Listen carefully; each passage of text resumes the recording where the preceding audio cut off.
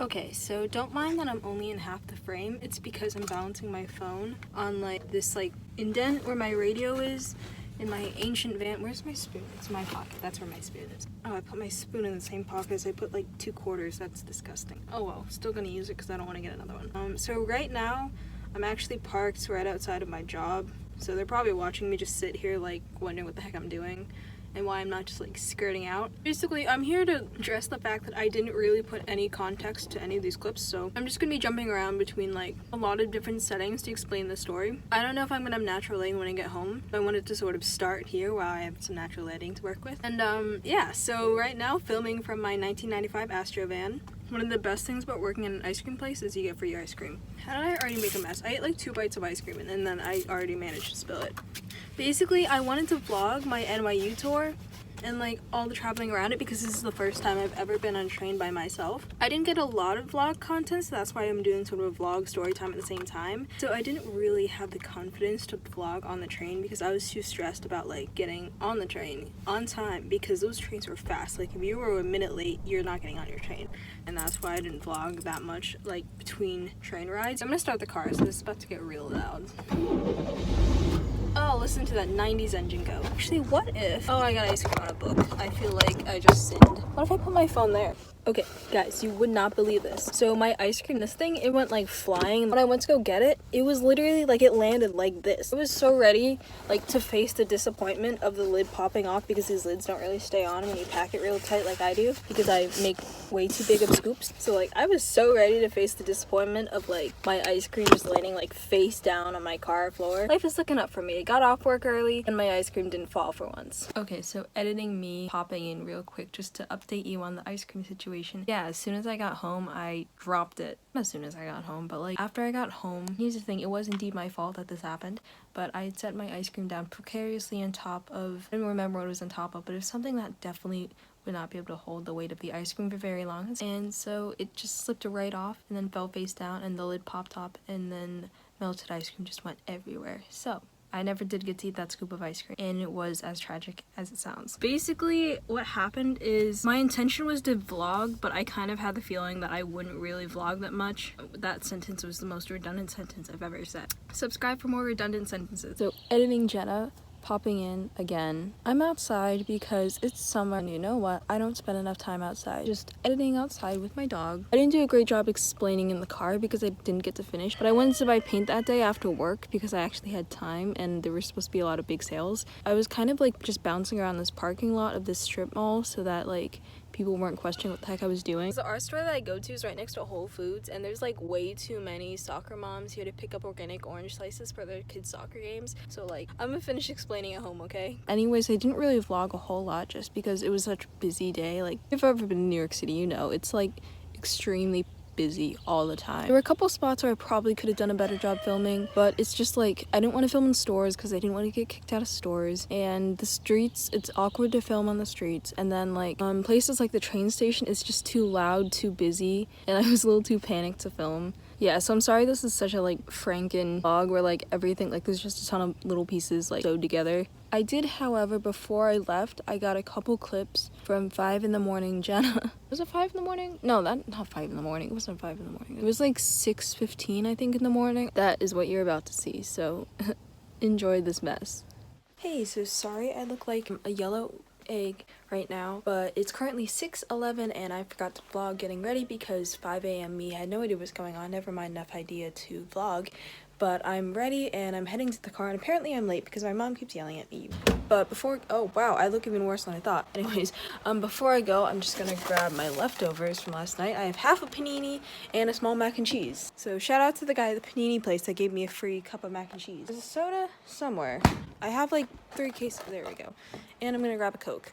Goodbye, small dog. Goodbye, big dog. Goodbye, baby chickens that are out of frame. I forgot a fork for my mac and cheese, but there's no going back now, so. I hope you enjoyed that mess because I've had to watch it at least 20 times and I don't want to ever watch it again. I wanted to vlog more on the, like during the actual trip. In the morning, I was catching my trains and I was like super stressed about missing my train. Next train departing on track 1 to Boston South Station.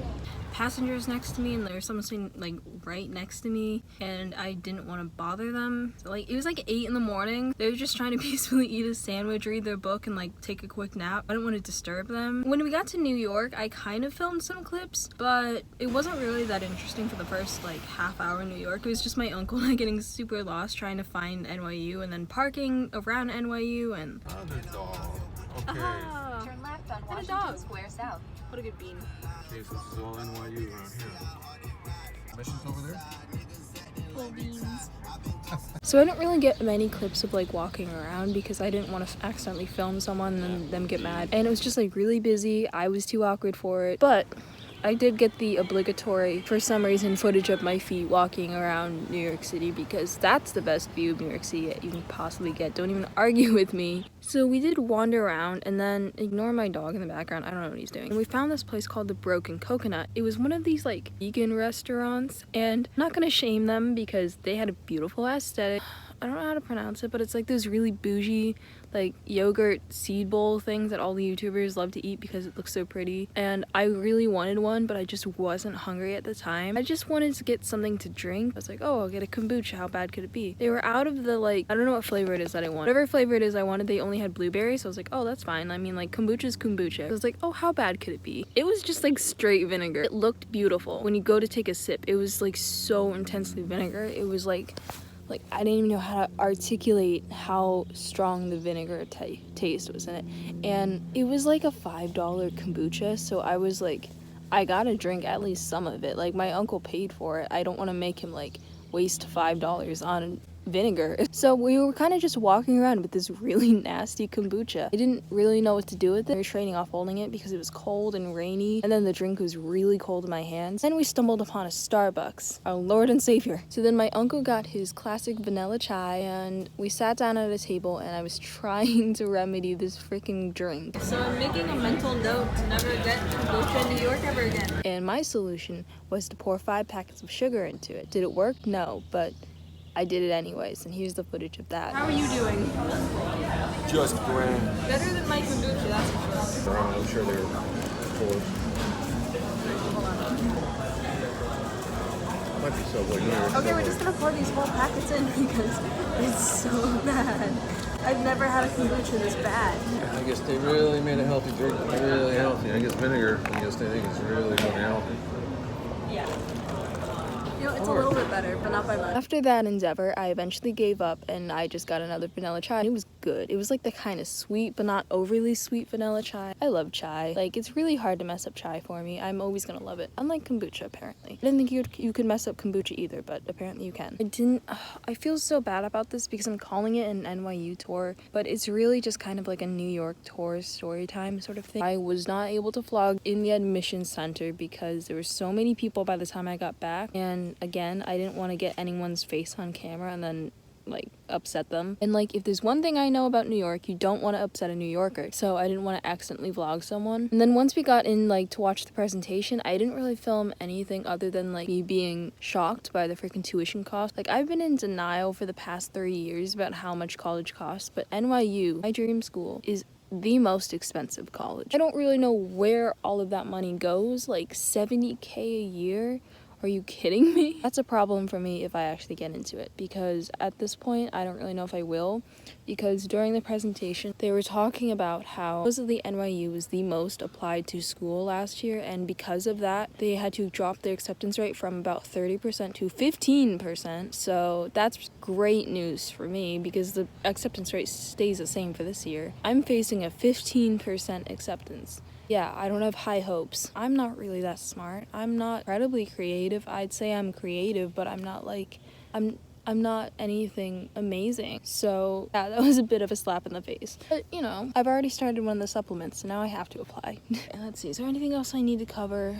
I wasn't allowed to film on the actual tour itself. Like, I got a couple clips around New York, but that was all prior to the actual tour because they said explicitly not to film during the tour. Again, I didn't want to get in trouble. Did sneak a couple shots while I was wandering around. I'm back again in a new tie-dye shirt. But anyways, basically, the only really big exciting story that happened after the tour was me getting home. So I was taking the train ride home again by myself. I was like, I did it once, I can do it again. I mean, I was able to do it again, but the thing is, there's two main stations in New York. There's Penn Station, and then there's Underground Penn Station. So one is the subway system, which is Penn Station, like the big fancy building, and then one is the Underground Station, which is the Amtrak station. I don't know if they're connected underground, they probably are. I'm sorry about the ducks in the background, but like I really need to get this filmed now, and I need to be outside because my dogs need to go outside. I knew that when I came out, like when I left the train station the first time, it was like this rabbit hole.